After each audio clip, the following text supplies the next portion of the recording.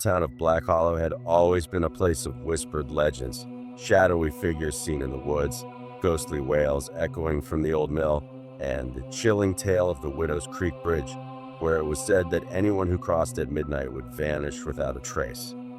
For years, these stories were dismissed as nothing more than campfire tales, meant to thrill and terrify.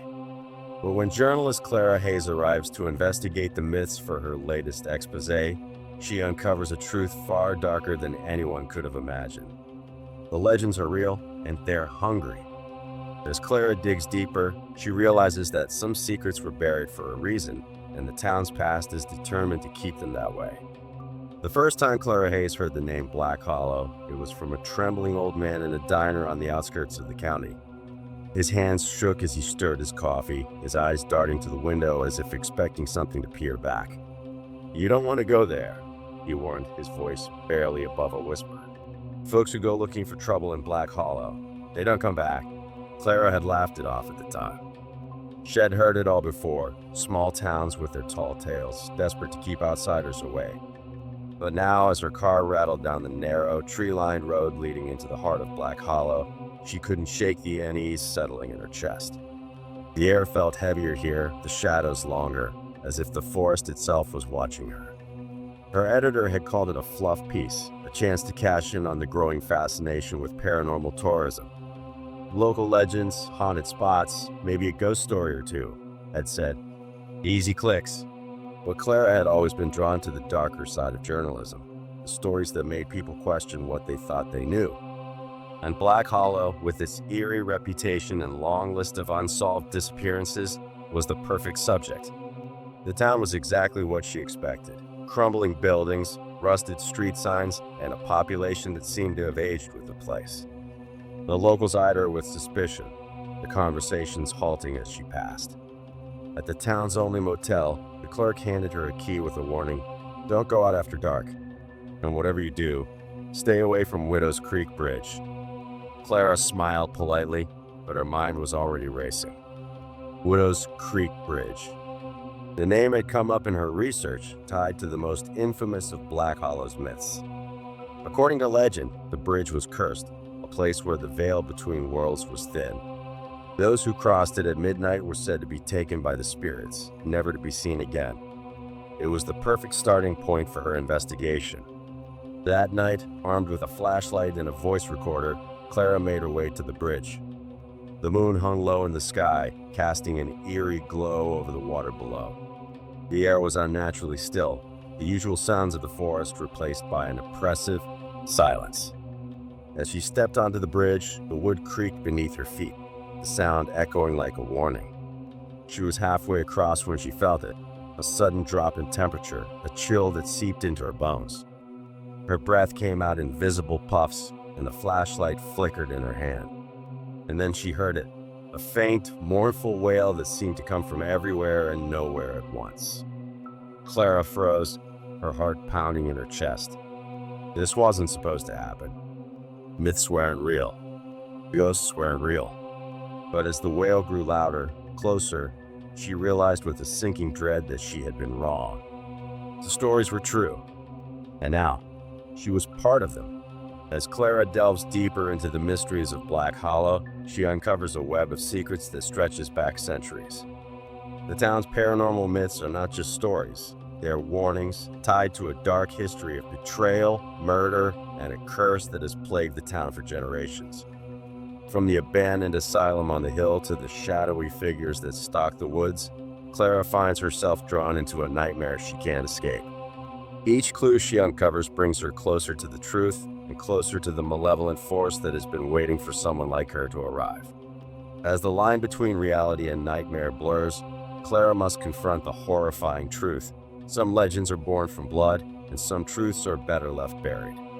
But in Black Hollow, the dead don't stay buried for long. Clara Hayes had always prided herself on being a skeptic. The supernatural, the unexplainable, it was all just folklore to her, stories spun to keep children in bed at night. But as she stood in the eerie stillness of Widow's Creek Bridge, her breath coming out in thick, ghostly puffs, doubt seeped into her mind. The wail in the air grew louder, an unnatural keening that raised the hairs on the back of her neck. Every instinct told her to turn and run, but she had never backed down from a story before, and she wasn't about to start now.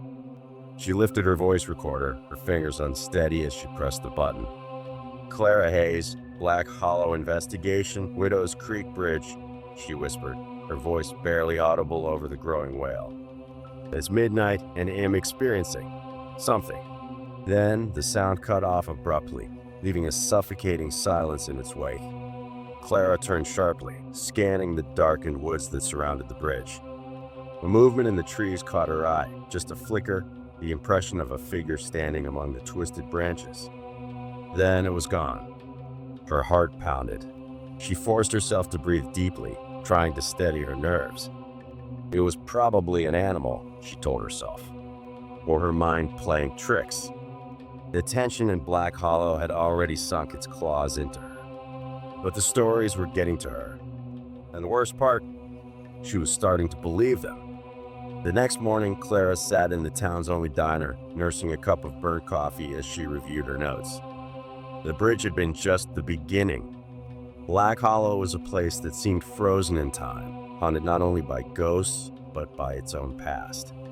The residents, wary and withdrawn, avoided her gaze when she asked questions. But there was fear behind their silence. Fear of what? She was determined to find out. An elderly woman, dressed in a threadbare cardigan, shuffled past Clara's table. She hesitated for just a second before placing a small folded note beside Clara's plate. "Leave," the woman whispered before hurrying away. Clara's pulse quickened as she unfolded the note. Scrawled in shaky handwriting was a single warning. "It wakes when the moon is high. It feeds when the veil is thin." She swallowed hard. The cryptic message sent a shiver down her spine. Was this another piece of the town's lore? Or something more? Determined to press on, Clara decided to visit the abandoned asylum on the hill. If the town had secrets, they were likely buried there. The place had been shut down decades ago after a fire, but rumors persisted that something still lurked within its walls. The road to the asylum was overgrown, the trees leaning in as if trying to keep visitors away. Her boots crunched over dead leaves and brittle twigs as she made her way up the winding path.